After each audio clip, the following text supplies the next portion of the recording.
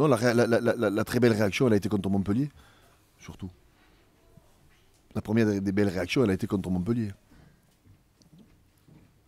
Après, on est dans la continuité. Je veux dire, à Castres, on fait un bon match. On ne fait pas une bonne première mi-temps, mais dans l'ensemble, on fait un bon match. On peut gagner à la fin. On n'est pas très aidé. Mais bon, on joue à Castres, qui est quand même 4e, à 2 points du Stade Toulousain, quoi. C'est quand même pareil. Bon, et puis le match de Toulouse confirme que ça a bien redémarré. Mais là, je dirais, l'appétit retrouvé, l'enthousiasme retrouvé, c'était contre Montpellier après la débâcle à Bordeaux. Il y a 2 matchs qui nous ont un petit peu contrariés. C'est Montpellier en Coupe d'Europe et Bordeaux en championnat, quoi. 2 matchs dans une saison, j'espère qu'il n'y en aura pas d'autres. C'est rien, quoi. Ça arrive, ça permet aussi de remotiver, ça permet aussi de recadrer les choses, ça permet pour l'entraîneur, c'est des fois des choses qui aident. Comme toutes les semaines, je veux dire, une semaine, elle est pas tributaire elle peut être tributaire effectivement de ce que l'on a fait, mais si parce qu'on a fait un bon match contre Toulouse, ça veut dire on est les meilleurs du monde, un truc, ce serait pas être professionnel. Sport de haut niveau, que tu prennes 40 points, que tu battes le Stade Toulousain, c'est une remise en question permanente. Il faut se rentraîner, il faut répéter les gammes, il faut garder la même intensité, la même détermination. C'est toujours pareil le sport de haut niveau. Oui, c'est pas trop c'est pas qu'on cherche pas une équipe qui gagne, c'est qu'on a quand même 7 joueurs qui sont pas là pour cause ou de sélection ou de blessures. Donc, ouais, on essaie de travailler un petit peu sur la continuité, mais en effectuant quand même quelques roulements, notamment au poste de talonneur, où c'est Jean-Charles qui va attaquer, et le retour de Maxime Mermoz au poste de 3/4 centre.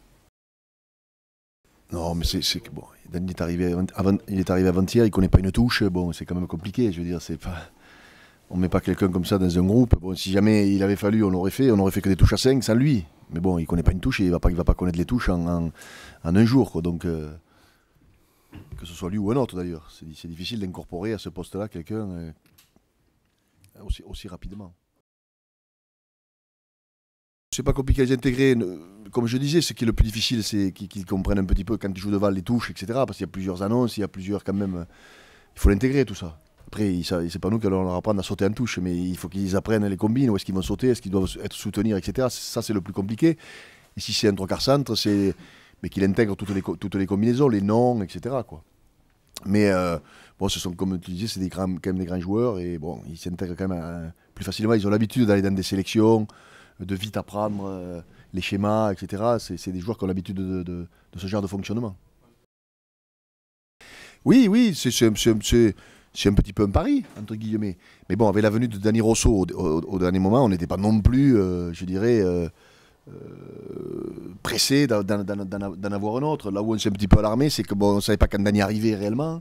Est-ce il pouvait arriver blessé aussi. Et donc, c'est vrai quand Rouen s'est fait mal, on s'est dit attention quand même, bon, il y a quand même des matchs importants à jouer. Donc, on ne s'est pas excité, mais on s'est dit ce serait peut-être bien. Et puis bon, quand on a été rassuré de la venue de Dani cette semaine, il y avait moins d'affolement.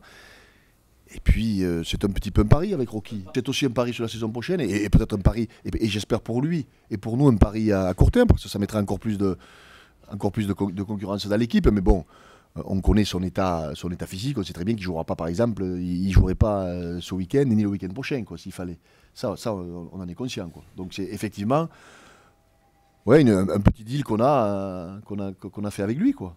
Et bon, et je le sens très déterminé, très motivé, et d'avoir accepté ce deal montre d'abord qu'il a vraiment une grande envie de jouer pour cette équipe et surtout de retrouver la plénitude de ses moyens, quoi.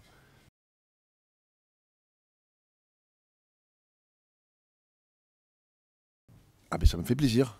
Alors, je vais pas te dire le contraire, ça me fait plaisir, mais c'est le numéro 1, mais il a joué qu'un match. Non mais c'est le numéro 1 sur les 2, mais il a joué qu'un match quand même sur les 3. Donc c'est un numéro 1 bizarre, non? Mais tant mieux, parce que Frédéric était un petit peu. Ouais, un petit peu. Non, mais il était un petit peu déçu aussi des déclarations qui avaient été faites. Bon, c'est qui est normal, quoi. Mais bon, comme je dis, Frédéric, c'est Frédéric, quoi, je l'avais dit. Vous le mettez au pinacle, et dans le tournoi, vous allez le tuer. Vous allez dire qu'il est nul. Ça n'a pas manqué. Mais s'il n'était pas Frédéric Michel, il n'y aurait rien à écrire. Non, mais tellement il prend de la place. Donc c'est une bonne chose pour le rugby français.